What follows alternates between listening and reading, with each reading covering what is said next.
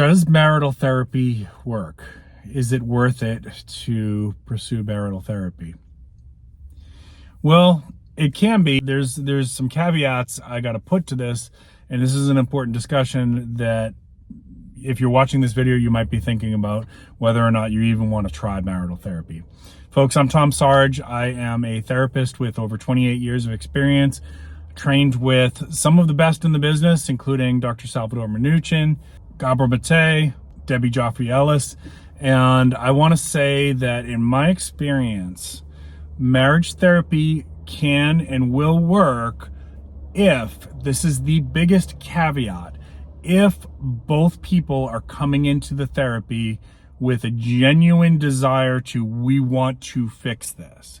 Now, unfortunately, what we often see in the field of therapy is that one person appears to be motivated, the other person appears to have already made up their mind that they want out of the marriage, but they're willing to do this because the other partner said, I want to try this. But unfortunately, they've already got one foot out the door. That attitude and that mindset will only take you to one place, and it is not to a great place for the reunification of your marriage.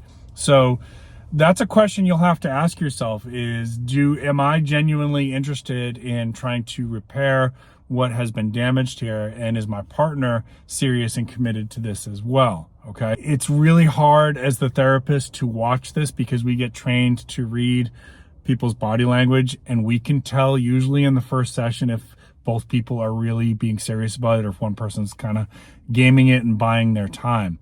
And we may go a couple sessions, but eventually we're going to have to call it out. Like, hey, we noticed, Bob, that you kind of half-assed the homework, the clinical homework, or, you've 3 times in a row, you've been 15 minutes late to marital therapy session.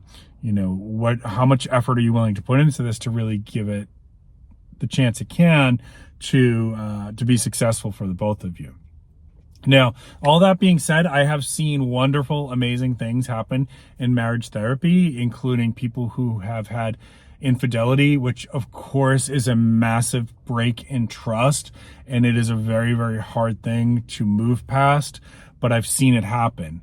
When both people are really genuinely committed to this was a mistake, our marriage is more important than this, we will fight for this, and it has to be something that you want more than anything you've ever wanted in your life. I want to repair my marriage more than anything I've ever wanted in my life, right? And if that person who cheated still has feelings for that other person, they're going to have to make a decision real quick, because you can't do both and work on the marriage. You just can't. If you have done that, and granted, I think a lot of times people get into that place of infidelity because of things have been developing for a long time. They felt unloved. They felt that they were being mistreated or disrespected or whatever. And unfortunately, they went seeking those things elsewhere instead of trying to fix the problem. So I get it that there's more to that story usually. Unless it's, talking about narcissism or antisocial, in which case your partner just doesn't care about you and they're probably going to cheat again if you stay with them. That's a whole nother thing. I did a whole series of videos about that. You can go check those out and watch the shorts that are also related to that as well. But let's say you're not dealing with somebody who's antisocial personality disorder or narcissistic personality disorder. They effed up. They cheated on you. Your heart is broken. You don't know if you could ever trust them again, but you still love this person. And they have cut off all ties with that person that they were cheating with. They've deleted them, blocked them from social media. They have messaged them that I am working on my relationship with my wife or my husband, and we can no longer talk. Lose my number. Do not contact me again. This is the only way it's going to happen, folks. If that's happened and now you're both willing to try to work through the pain, that means the person who cheated is going to have to take accountability. They're going to have to answer a lot of questions, and they're going to have to be completely transparent, which might mean that for a while you are putting your location and making it available to your partner. Does it feel invasive? It can. I get that. But you violated trust, and now you're going to have to work like hell to get that trust back. Okay? Maybe you're going to have to submit to, if they want to see, who are you texting right now? Maybe you have to show them your messages, right?